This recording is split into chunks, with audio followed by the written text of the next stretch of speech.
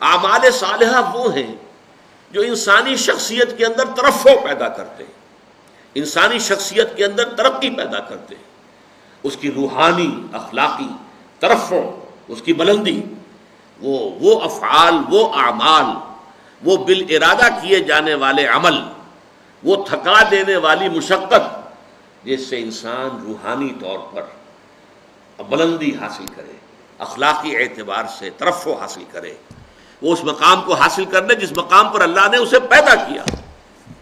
لقد خلقنا الانسان فی احسن تقویم، انسان کو تو ہم نے بہترین ساخت پر پیدا کیا تھا، بہت اونچے مقام پر پیدا کیا تھا، مسجود ملائک بنایا تھا، تمام فرشتوں کو اس کے سامنے جھکا دیا تھا۔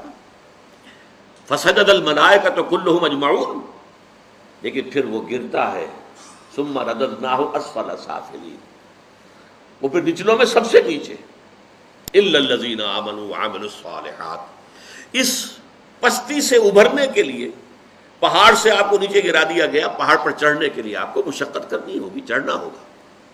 وہ چڑھائی ہے ایمان اور عمل صالح کی چڑھائی، تاکہ آپ اپنے اس اصل مقام کو حاصل کر لیں جس پر اللہ نے آپ کو پیدا کیا ہے۔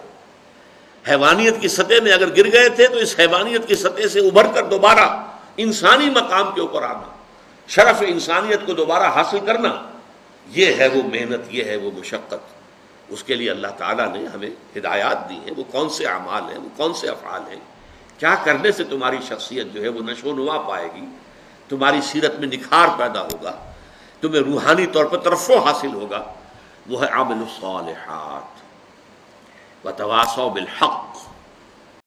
دین کی بات پھیلانا صدقہ جاریہ ہے، ثواب کی نیت سے ویڈیو کو شیئر ضرور کیجیے۔ جزاک اللہ۔